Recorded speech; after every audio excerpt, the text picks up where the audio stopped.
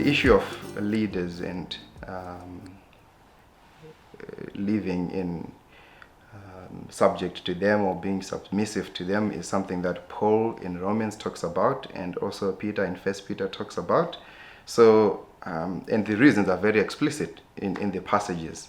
I come from Zimbabwe, and at the moment there are persecutions happening, not only from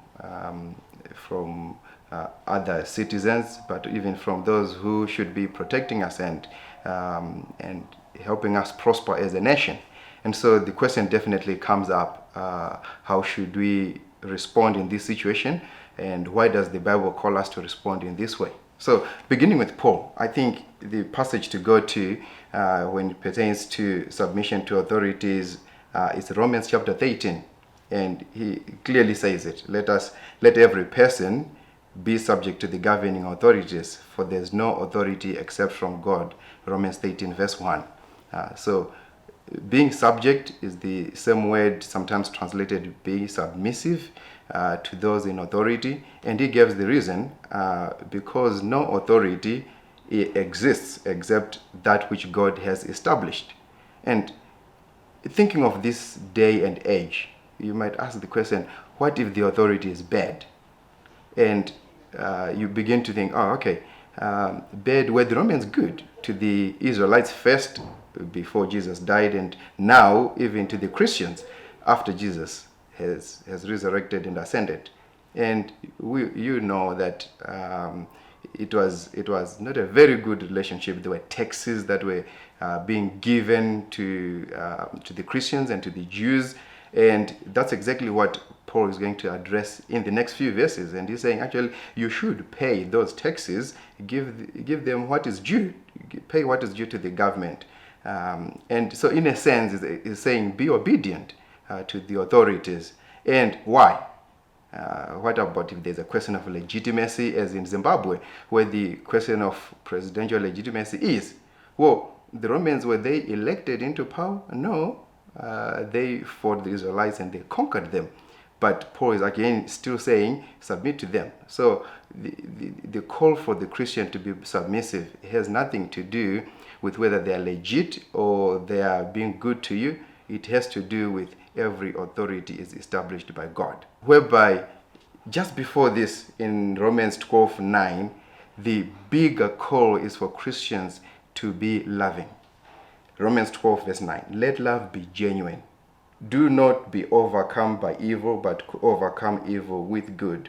Romans 12 verse 9 and Romans 12 verse 21. And if you go afterwards, Romans 13:8, or no one anything except to love each other. So it's sandwiched. This submission to authority is sandwiched by the concept of loving one another, loving even your enemies. Verses chapter 12 verse 20, whereby if you do that, you are pouring coals on them. And this is brilliant, because when you go to First Peter, you get to realize that the idea in First Peter chapter 2, verse 12, keep your conduct among the Gentiles honorable. Here's the purpose, so that when they speak against you as evildoers, they may see your good deeds and glorify God on the day of visitation. And I think what Peter has in mind here is the idea of winning the non-Christians or the persecutors through your actions. You undermine whatever they are saying, whatever they are doing against you, the persecutions they are loading on you, through how you respond to them, responding to them in love, actually caring for them, respecting them, even as they do evil upon you. And by that, they are going to even question themselves, should we be doing this? Is this good? And that will open them to the conviction of the gospel, to be open to the gospel, to say, maybe these guys are actually genuine. Maybe what they actually believe is true. And when they do that, we have the opportunity of sharing the gospel with them. And so the day of visitation here can mean the day they hear the gospel and there Christ has come to them in the gospel message.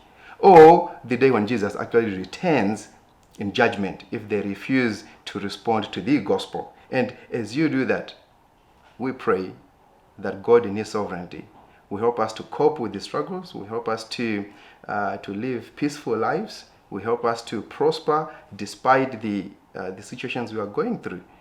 Sometimes it doesn't feel like that. Sometimes the hopelessness seems like it's there forever. But the Romans were not there forever. Neither is all the issues. Why? Because we know, even in 1 Peter, there's a hope, a living hope, when Jesus is going to come back and introduce a new heaven and new earth. Revelation 21, where there's no more tears, no more crying, no more pain, and we'll be with him forever. So this is temporary, according to 1 Peter. We are exiles on this earth, and that should be our mentality and our mindset, even as we submit to authorities that might be bad or cause suffering or persecuting us, because our future is sure. Jesus has secured it for us. So I hope that we respond in love, and I pray that God will give us the grace to actually not only love, but bring the gospel message to those who persecute us, with the hope of sharing eternal life with them, to God's glory.